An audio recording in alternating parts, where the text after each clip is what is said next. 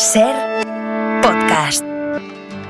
Come gather round, people, wherever you roam, and admit that the waters around you have grown, and accept it that soon you'll be drenched to the bone.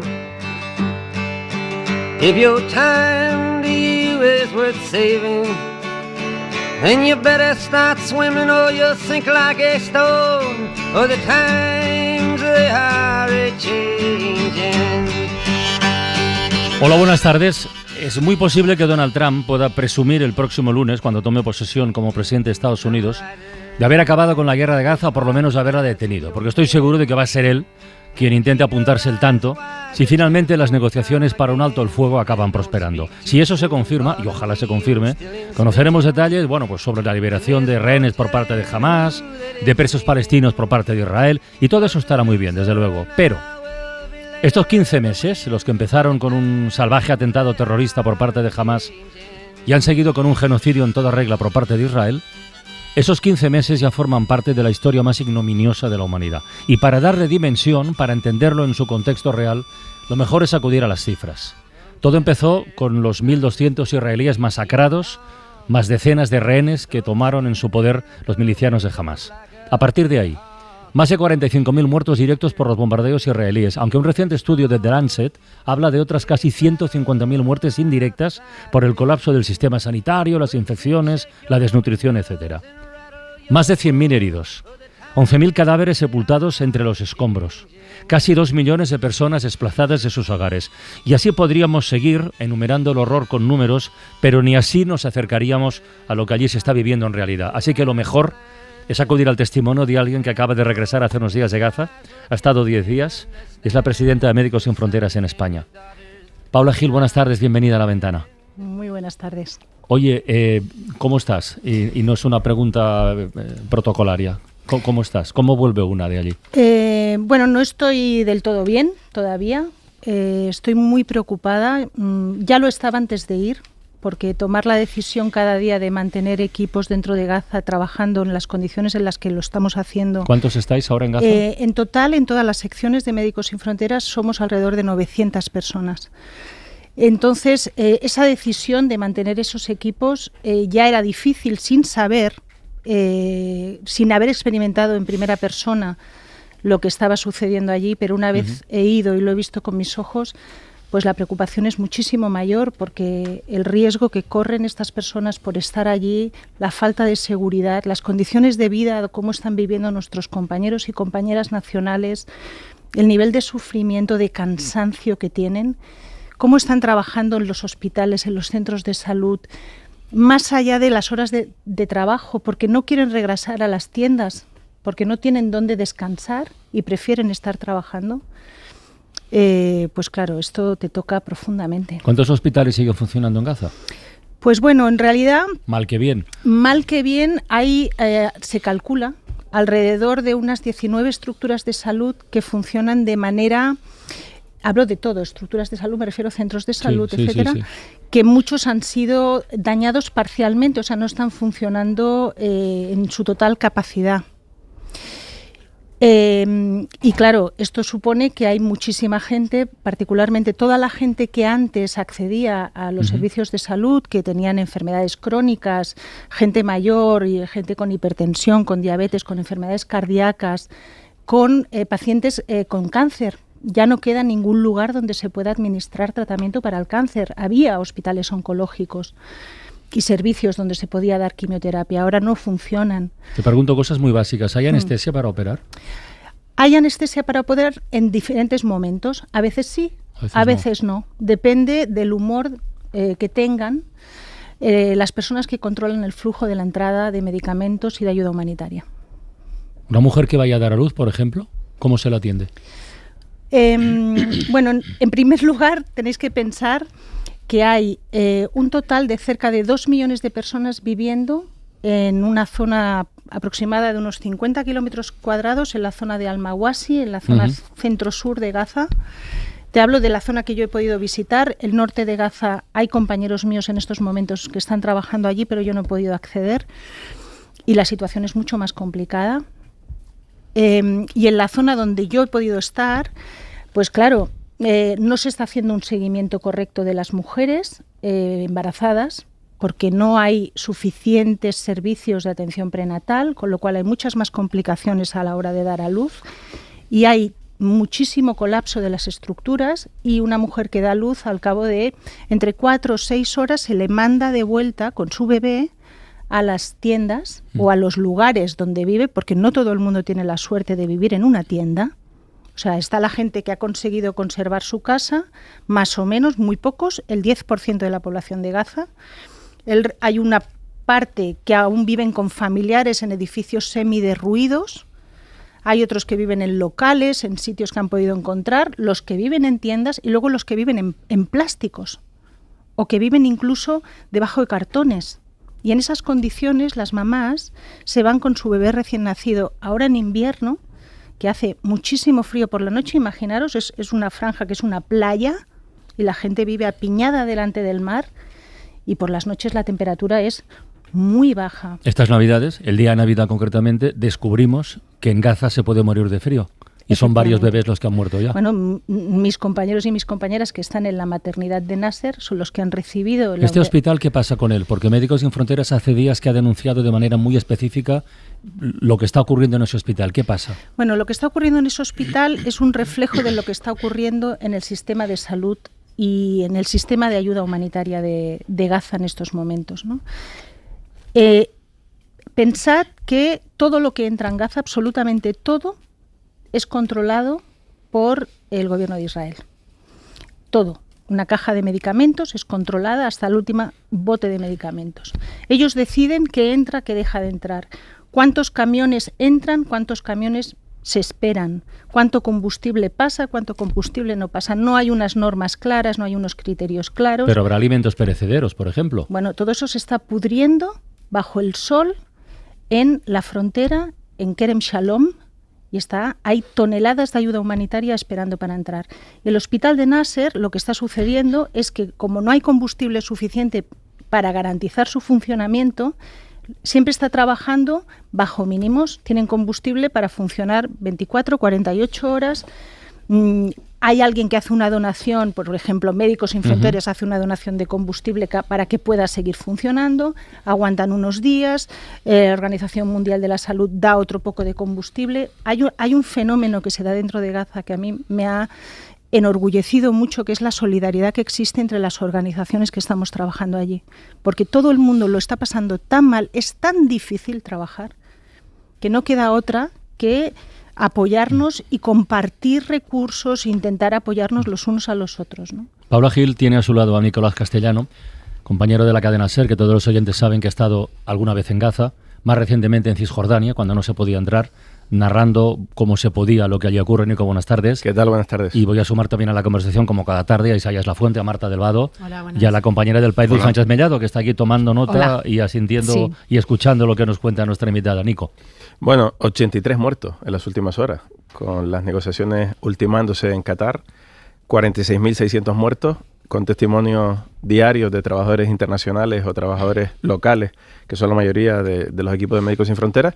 Y como tú decías, con la clave de Donald Trump, que todas las fuentes en Qatar asegura que está siendo clave para presionar a Netanyahu y a Hamas para que se llegue a un acuerdo. 46.600 muertos después, 15 meses después, estamos en estas circunstancias y contando nosotros, ¿no?, en la sección internacional, muchos periodistas, ya que no podemos entrar, hay que recordar que Israel nos sigue prohibiendo acceder al territorio para ser testigos también de lo que está pasando, que Israel ha asesinado a muchos compañeros palestinos por narrar lo que está pasando. Contando cada día cosas como esta, ¿no? El otro día teníamos que contar que el hospital Al-Nasser tenía el riesgo de quedarse sin funcionamiento en 24 horas. No pueden tener a los niños en las incubadoras, no pueden mantener a niños desnutridos bajo algún tipo de respiración asistida. Este es técnicamente, yo no sé, cuando tú escuchas la palabra genocidio y esa estupidez de debatir si es o no un genocidio, ¿tú qué piensas con lo que has visto allí? Mira, yo lo que pienso es que cualquier palabra que yo diga tiene un impacto directo sobre la seguridad de las personas que trabajan para Médicos Sin Fronteras dentro de Gaza y en Cisjordania. Eso es una realidad. Yo tenía entendido que llevar un chaleco de alguien como Médicos Sin Fronteras era hasta ahora, hemos estado en sitios, una garantía, una cierta garantía. ¿En Gaza no funciona tanto así? Mira, yo tengo la suerte de poder recibir al personal cuando empieza a trabajar con Médicos Sin Fronteras, el personal internacional, y formo parte del equipo que les hace una inducción, les doy una charla. Y ahora eso ya no lo puedo decir más, porque está claro que el chaleco de MSF, la bandera de Médicos Sin Fronteras, ya no protege más. A nosotros nos han matado a 8 compañeros nacionales en Gaza en lugares en los que estaban identificados con banderas de Médicos Sin Fronteras. Los coches nos los han chafado unos tanques, los coches identificados como Médicos Sin Fronteras. Esto es una realidad. Todos los días en la zona humanitaria donde estamos viviendo, la zona humanitaria, para que os hagáis una idea, es un lugar que le llaman zona humanitaria por llamarle algo, porque allí hay personas humanas, porque de humanidad no tiene nada, porque es donde se concentra casi 2 millones de personas, y allí es donde están las organizaciones humanitarias prestando ayuda. En esa zona, constantemente, todos los días, hay bombardeos aleatorios, donde están las tiendas de campaña. Todas las noches hay tiroteos, todas las noches oyes los drones.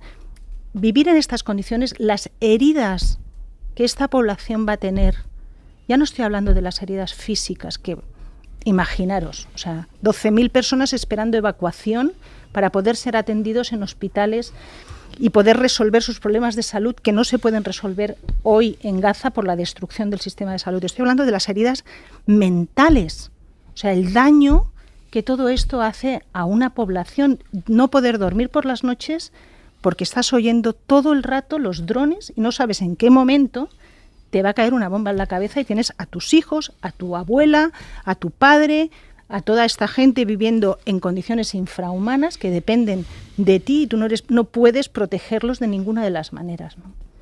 Paula, te estoy mirando a los ojos y los veo, aparte de brillantes, y eso no se finge, ¿no? Ese dolor del que hablas, que no estás bien.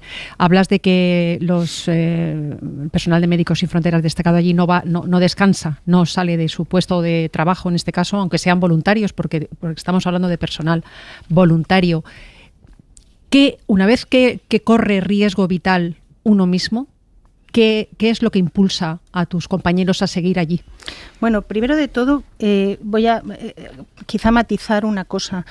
La mayor parte del personal de Médicos Sin Fronteras en Gaza es personal palestino que viven en Gaza. Es decir, que no pueden salir de Gaza, porque Gaza es un gueto del que no puede salir nadie, salvo que seas personal internacional.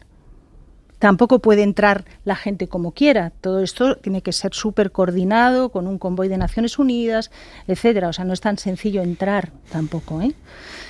Entonces, para empezar, la mayor parte del personal sanitario con el que trabajamos, que forma parte de nuestra organización, son gente que cuando acaban su jornada se van a vivir debajo de un plástico.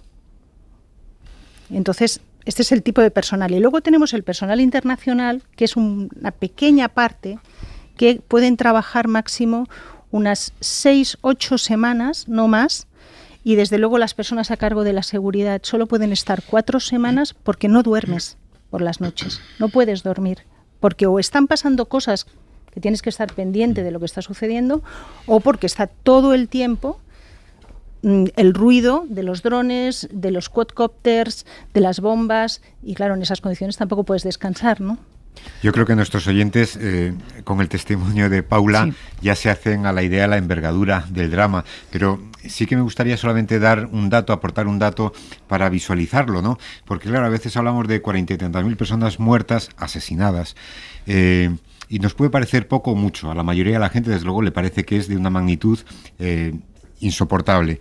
Pero claro, esto en una proporción con un país como España, es como si en estos 15 meses hubieran sido asesinadas 1.200.000 personas en España, que son muchas más de las que murieron asesinadas en una guerra igualitaria en nuestra guerra civil española, en 3 años. Es decir, es que la barbaridad es tremenda. Y antes hablabas de los daños que dejará esto en el futuro. Es que la mitad de esta población son niños. Es decir, se está asesinando a una población a la que no se le está dejando crecer. Serían 600.000 niños españoles. Yo, de hecho, Paula, quería preguntarte sobre sobre la reconstrucción, sobre los espacios. ¿Hay algún espacio, alguna ciudad, Beit Hanun, Jabalia, Han Yunis, la propia ciudad de Gaza, recuperable? ¿Cuánto se estima que se puede recuperar, si es que se puede? Y también por lo emocional. Una sociedad, ¿cuánto, como la gazatí, cuánto tiempo puede tardar en recuperarse de algo así? Si se acabara hoy esto, hoy, de hecho se ha acabado, no hay más bombas. Bueno, hoy. Esperemos, ¿no?, que hoy anuncien un parece alto que hoy el fuego. todavía no, pero si se acabara hoy... Bueno, si así fuera, a ver, ¿cómo os lo puedo explicar? Yo creo, mira, que no conseguimos explicarlo bien. Yo creo que a pesar de que yo haga aquí mismo todo el esfuerzo posible por explicarlo, es que no lo conseguimos, no lo conseguimos.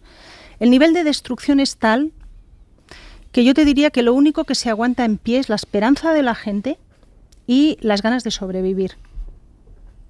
Eso es lo que se aguanta en pie.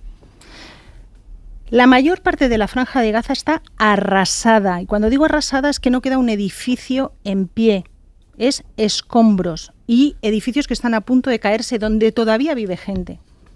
Hay algunos barrios que se han preservado de momento, toquemos madera, esperemos que no los destruyan. Hay determinadas zonas que todavía se mantienen en la ciudad de Gaza, en la zona media, pero el resto es todo destrucción. Cuando digo todo me refiero a edificios, escuelas, mezquitas, plazas, universidades, carreteras, absolutamente todo. Eso no puede responder a una estrategia concreta militar. Eso es una destrucción absoluta de lo que está sucediendo. Y quiero matizar una cosa para la gente que nos está escuchando. Médicos Sin Fronteras es una organización neutral. Nosotros somos personal sanitario, personal logístico, gente que nos movemos por un principio de voluntad de atender a las poblaciones que están en situación de vulnerabilidad. No nos importa su orientación política, si son de un bando, si son de otro, nos da lo mismo. Nos han acusado de sospechosamente cercanos a Hamás, etcétera, etcétera, muchas barbaridades. Esto no es cierto. Ojalá no hubiera sucedido el 7 de octubre, ojalá las personas que están secuestradas estuvieran en sus casas, ojalá nos hubieran matado a todas esas personas, ojalá nada de esto hubiera sucedido. Y lo digo ahora porque empezamos a estar un poco cansados también de que se nos acuse poniendo en peligro a mis compañeros y a mis compañeras de estar en un bando o en otro. Estamos en el bando de la humanidad, ese es nuestro bando. Eso es algo que se ha perdido y que se está perdiendo en estos momentos en Gaza día tras día, ¿no?, delante de nuestros ojos.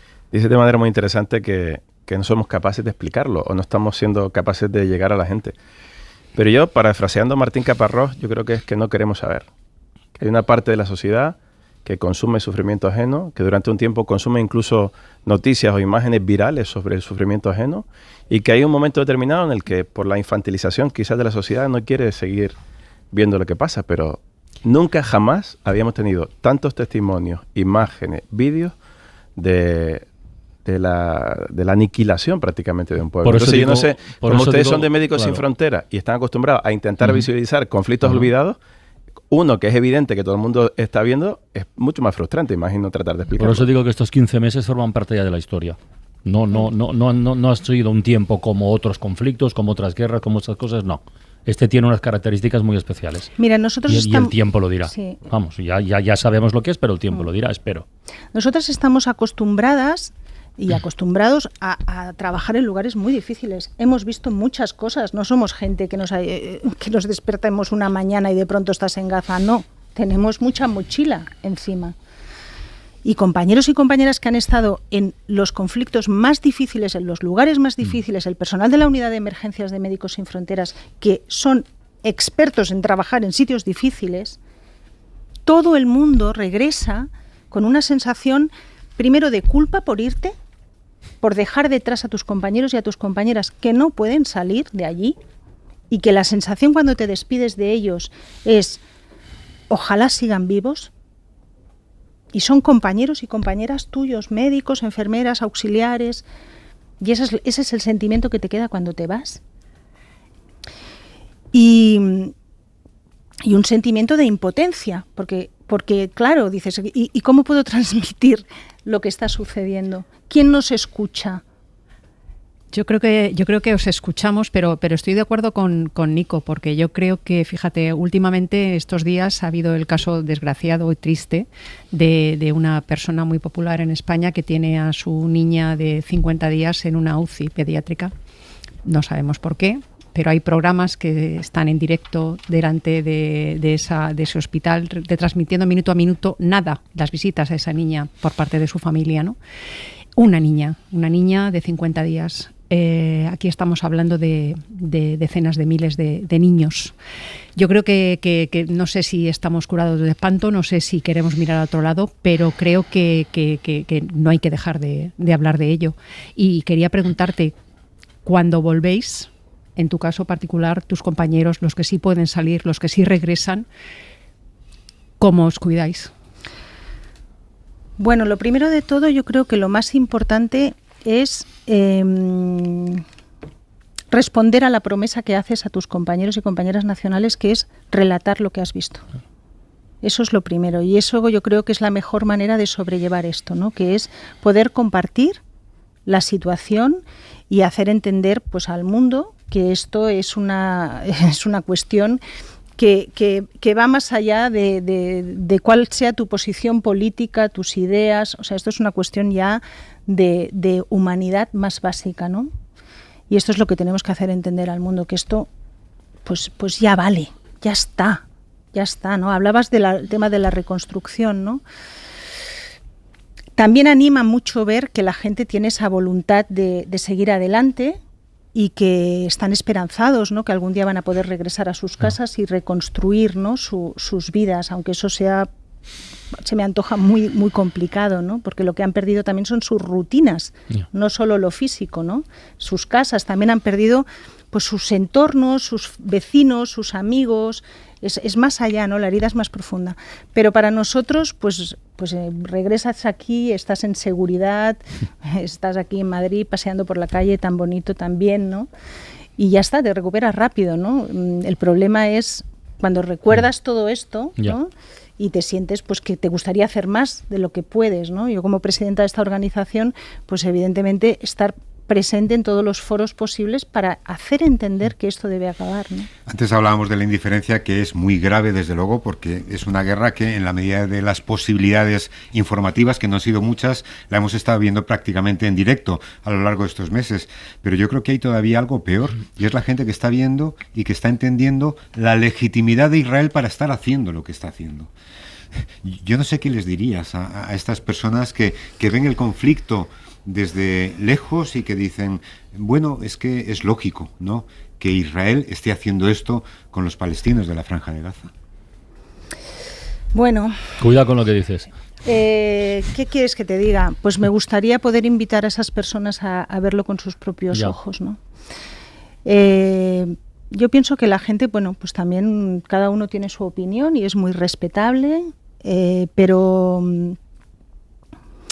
hay mucha ignorancia, ¿no?, de lo que está sucediendo. Si realmente se está cuidando, se está respetando a la población civil, si realmente el gobierno de Israel está permitiendo la ayuda humanitaria a que entre dentro de la Franja de Gaza, ¿por qué no permiten la entrada de periodistas? Esta sería la primera pregunta. Y eso sería la reflexión que yo creo que una persona que está apoyando lo que está sucediendo ahora en estos momentos debería hacerse, ¿no? Si tu compromiso era contar lo que has visto cuando volvieras, yo creo que hoy lo has cumplido con creces, Paula. Muchísimas gracias por asomarte a la ventana y mucho ánimo. Nada, gracias a vosotros. Y gracias por lo que hacéis, de verdad. Gracias. Para no perderte ningún episodio, síguenos en la aplicación o la web de la SER, Podium Podcast o tu plataforma de audio favorita.